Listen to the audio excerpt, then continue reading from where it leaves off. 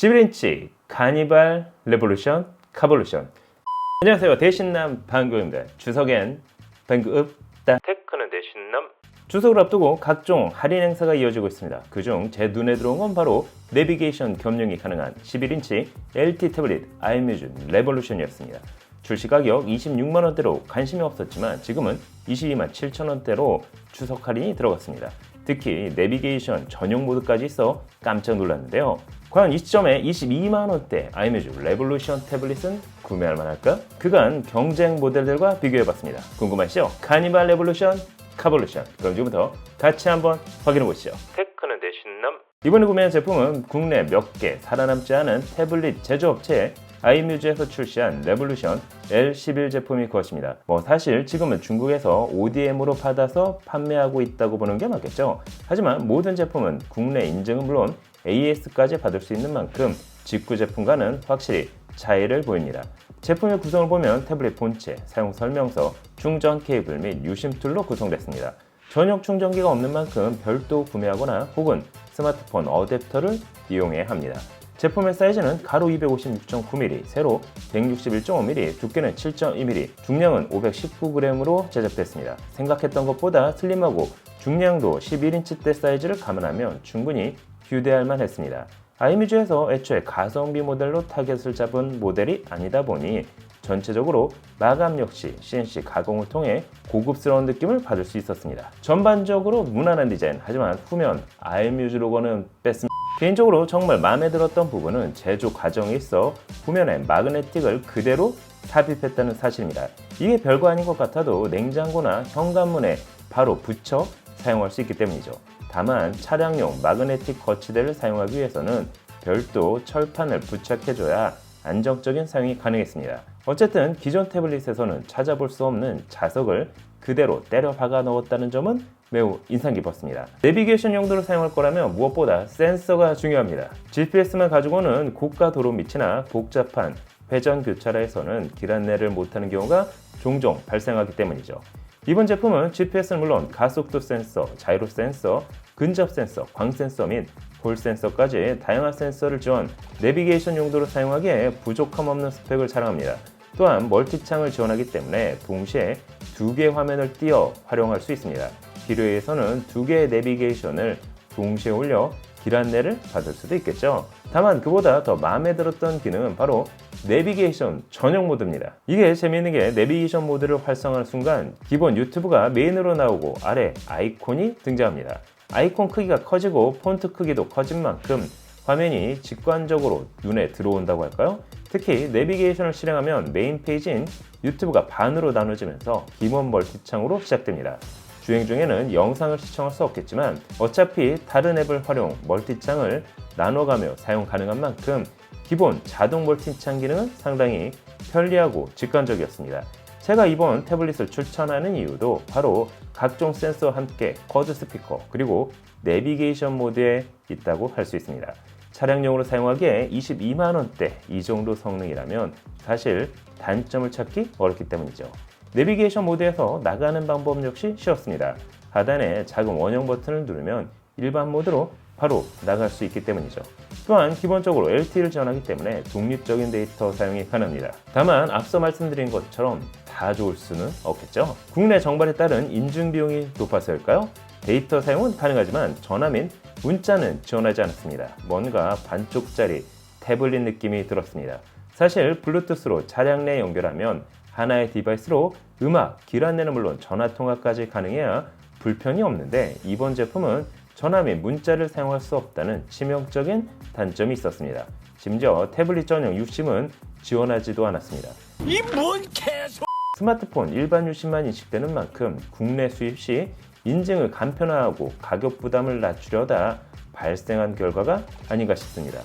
그래도 전화는 메인폰으로 사용하면 된다는 분들에게는 사실 문제가 되지 않겠죠. 그에 반면 기존 아이플레이 50 프로 맥스는 전화부터 문자, 데이터까지 모두 사용 가능하다는 장점을 가지고 있습니다. 그럼 차량에는 어떻게 장착할까요? 개인적으로 마그네틱으로 고정하는 걸 선호하지만 안전상의 문제가 있기도 하고 세로 모드 및 가로 모드로 활용하기 위해서는 별도 거치대를 추가로 구매할 수밖에 없었습니다. 기본적으로 강한 흡입력과 함께 태블릿의 회전이 편리한 제품으로 골라봤습니다. 제가 구매한 제품은 마이코치카 차량용 태블릿 거치대로 정면 앞유리 및 대시보드, 거기에 기본 옵션으로 에어컨 송풍구에 설치 가능한 후크 거치대까지 포함되어 있지만 개인적으로 송풍구에 설치는 추천드리지 않습니다. 거치대에는 스펀지가 들어가 있어 태블릿의 스크래치를 사전에 막을 수 있습니다.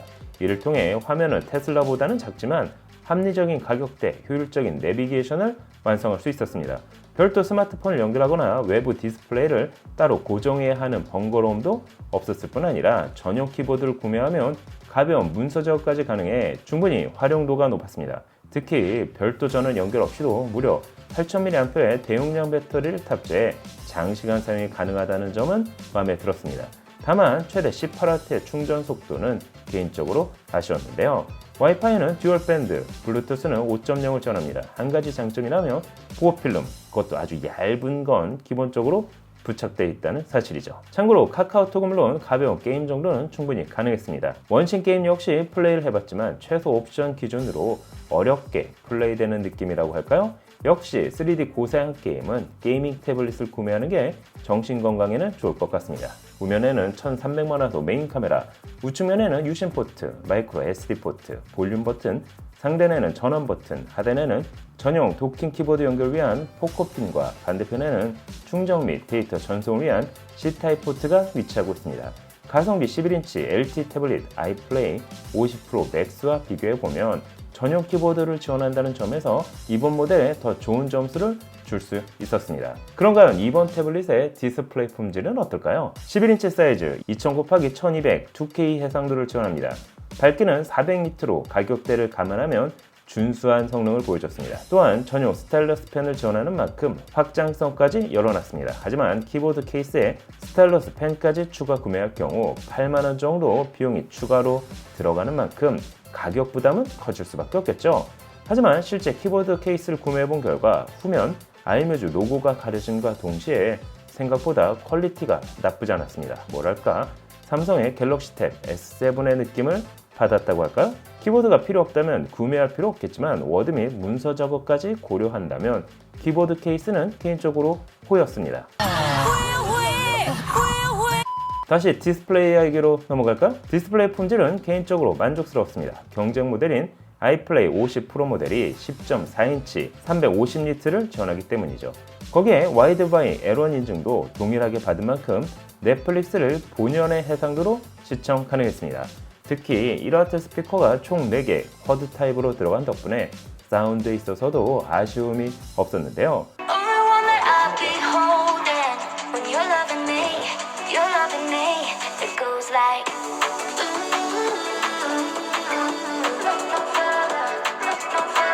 그런가요? 하드웨어 스펙은 어느 정도일까요?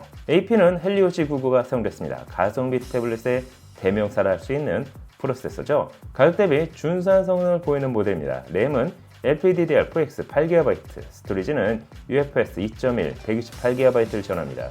램도 아쉽지만 그보다 저장 공간이 128GB라는데 아쉬움이 더했습니다. 이건 뭐 내비게이션 전용으로 사용할 게 아니라면 저장 공간의 압박이 바로 느껴질 만한 용량이기 때문이죠. 하지만 외장 마이크로 슬롯을 지원하는 만큼 추가 확장은 가능했습니다. 아이플레이 50 프로 맥스 모델과 비교하면 프로세서, 램은 동일하지만 저장 공간에서 아이플레이 50 프로 맥스 쪽이 256GB로 2배 더 높았습니다. 제품을 비교하다 보면 장단점이 분명하기 때문에 한쪽으로 기울어지기는 쉽지 않아 보입니다. 실제 성능을 확인해보면 AP의 성능을 확인할 수 있는 긱벤치 6의 경우 멀티코어는 2041점, 싱글코어는 734점으로 가성비 스마트폰 정도의 성능을 보여줬습니다. 그래픽 처리 성능에 있어서는 와일드라이프는 1235점, 와일드라이프 익스트림은 342점, 스틸 노마드 라이트는 132점을 보여줬습니다. 전체적인 성능을 보면 고사양 3D 게임이 아닌 일반적인 앱을 실행하기에는 큰 무리가 없는 수준으로 생산성을 위한 제품이라기보다는 콘텐츠, 소비를 위한 제품에 더 가까웠습니다. 다만 안정성을 테스트하는 와일드라이브 익스트림 스트레스 테스트에서는 최대 점수 347점, 최저 점수 345점으로 99.4%의 높은 안정성을 보여줬습니다. 쉽게 말해 발열이 높을 이유도 없는 프로세서지만 발열 관리도 나름 잘 되고 있다고 보시면 이해가 빠를 것 같습니다.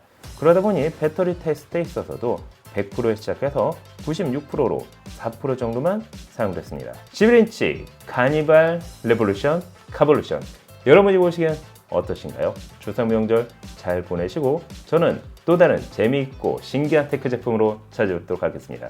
오늘 영상은 여기까지. 다시 날단부터가 가전제품까지 그 선택은 언제나 완벽해. 실패한 적이 없어 믿고 맡길 수 있어. 대신 사는 남자 그는 나의 구세주. 대신 사는 남자 그는 나의 영웅. 그의 선택은 언제나 옳아. 내 고민을 한 번에 해결해주네. 대신 사는 남자 그는 나의 구세주. 개 허접한 게 단돈 5만원. 말도 안 돼. 줘도 안 먹을 것 같은 게 단돈 68,000원. 미쳤군. 가성비가 사망했잖아. 도와줘요. 말방구 가성비. 찾았다. 너에게 딱 맞는 가성비. 말방구 가성비.